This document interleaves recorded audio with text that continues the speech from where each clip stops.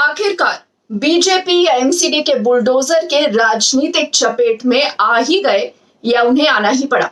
सोमवार को दिल्ली के अपने तमाम एमएलएज और पार्टी नेताओं को बुलाया, बैठक हुई और उसके बाद अरविंद केजरीवाल अंततः सामने आ गए, ये आरोप लगाते हुए कि बीजेपी की एमसीडी दिल्ली में 63 लाख लोगों पर बुलडोजर चलाने का प्लान बना रही है।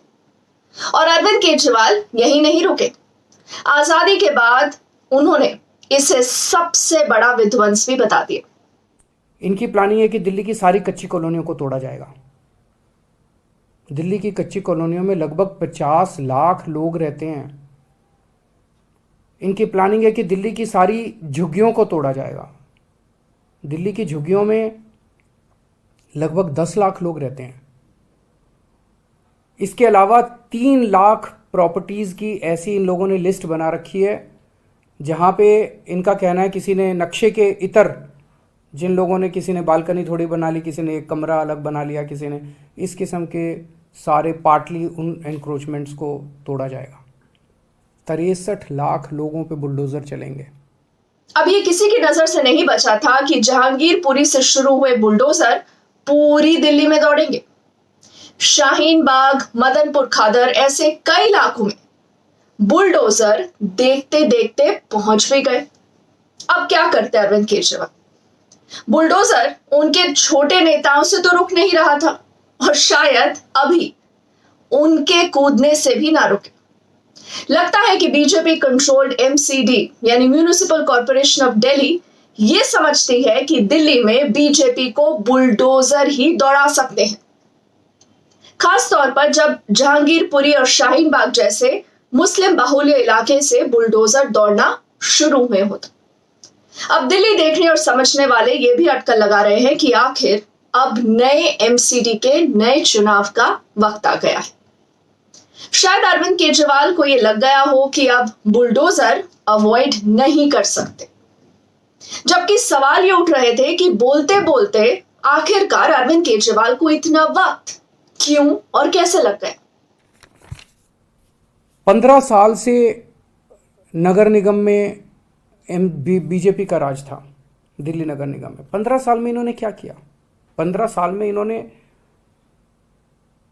और इलीगल एनक्रोचमेंट्स कराए और इलीगल बिल्डिंग्स बनवाई, उसके खूब पैसे, आरोप लगता है कि खूब पैसे लिए गए, पैसे ले लेके कराए गए।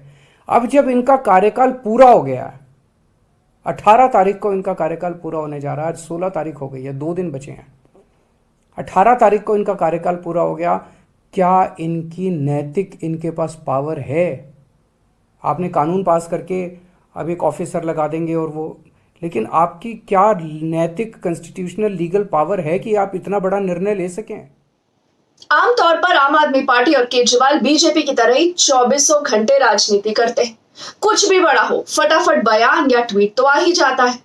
लेकिन अब तक अरविंद केजरीवाल टस से मस नहीं हुए थे।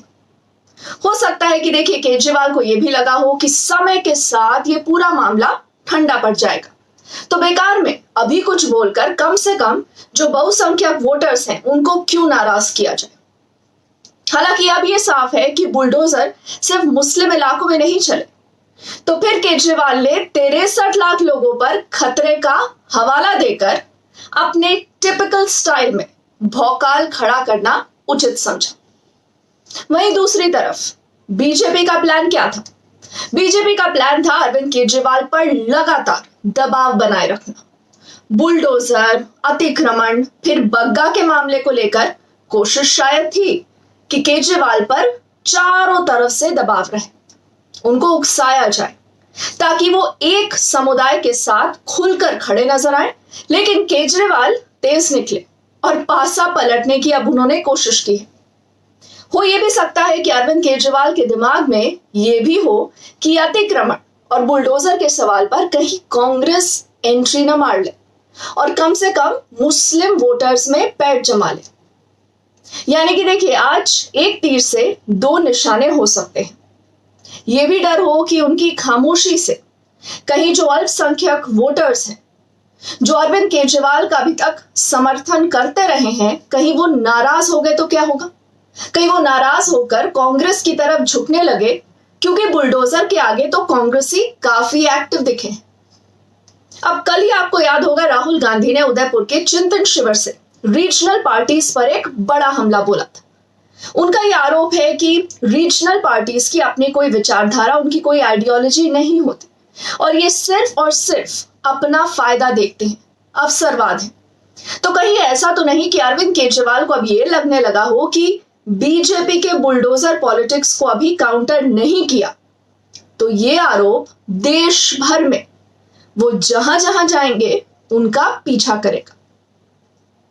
अब अरविंद केजरीवाल गुजरात, हिमाचल, कर्नाटक, राजस्थान, केरल, यहां सब राज्यों में दौरे कर रहे हैं।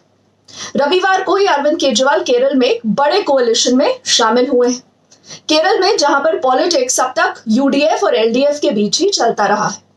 अब कांग्रेस ये आरोप लगाती है कि अरविंद केजरीवाल तो जी बीजेपी की बी टीम है और उसकी कोशिश है कांग्रेस को कमजोर करना, और इसलिए कांग्रेस कहती है कि वो वहीं जाते हैं या वहीं पहुंच रहे हैं जहां पर बीजेपी के मुकाबले कांग्रेस को और कमजोर कर अपने लिए भी एक रास्ता खोल पाए। अब इन आरोपों में कितनी सच्चाई है ये तो देखिए आने वाला वक्त ही बताएगा।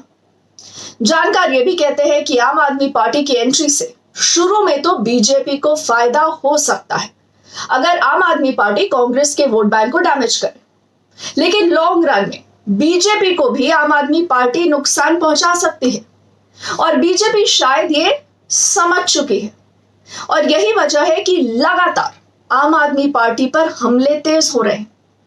यानी पॉलिटिक्स का बुलडोजर जो आगे भी चलता है, जरूरत पड़े तो पीछे भी। आम आदमी पार्टी बढ़े तो बढ़े मगर बीजेपी के कॉस्ट पर नहीं, और इसलिए एमसीडी बीजेपी और आम आदमी पार्टी दोनों के लिए अब नाक का सवाल बन गया है। कम से कम दिल्ली में तो राजनीति दोनों के बीच ही सिमटी रहे, लेकिन आम आदमी पार्टी को कंट्रोल में रखकर उधर देखिए केजरीवाल को भी अब बीजेपी का गेम प्लान समझ आ गया है। वो किसी भी कीमत पर बीजेपी को दिल्ली की लोकल पॉलिटिक्स में पैर जमाने नहीं देना चाहते और इसलिए बीजेपी के बुलडोजर पॉलिटिक्स को गरीबों, कच्ची कॉलोनी में रहने वाले लोगों और मिडिल क्लास के खिलाफ उन्होंने बताकर अब एमसीडी चुनाव की अटकलों के बीच बुलडोजर का गैर बीजेपी की तरफ करने की कोशिश की है। अरविंद केजरीवाल जानते हैं कि एमसीडी में कौन कौन लोग वोट डालते हैं और एमसीडी के बुलडोजर से कौन प्रभावित है, कौन कौन प्रभावित होंगे, तो क्यों ना बुलडोजर की पॉलिटिक्स को अपने पक्ष में कर ले। अरविंद केजरीवाल ये भी समझते हैं कि अगर देश भर में ताकत बढ़ानी है ना तो दिल्ली पर पकड़ तो बिल्कुल कमजोर नहीं होनी चाहिए, और बीजेपी को लगता होगा कि अगर दिल्ली में केजरीवाल को कमजोर रखा जाए तो उनको मन मुताबिक उनका इस्तेमाल देश भर में किया जा सकता है। अब केजरीवाल की चाल का बीजेपी कैसे जवाब देती है ये देखना होगा। एक बात तो साफ है कि समूचे दिल्ली में अतिक्रमण के खिलाफ बुलडोजर चलना इतना आसान नहीं होगा। भले देखिए कुछ खास इलाके में एमसीडी बीजेपी के बुलडोजर और जोर से चले या चलाया जाए। आपको क्या लगता है? इस पूरे मसले पर अपनी राय मुझे मेरे कमेंट सेक्शन में जरूर दीजिएगा। अगर आपने अभी तक मेरे YouTube चैनल को सब्सक्राइब नहीं किया है तो आपसे गुजारिश है इसको सब्सक्राइब करिएगा और मुझे आपके थॉट्स का, आपके सजेशंस का, आपके फीडबैक का इंतजार रहेगा। आज के लिए थैंक यू।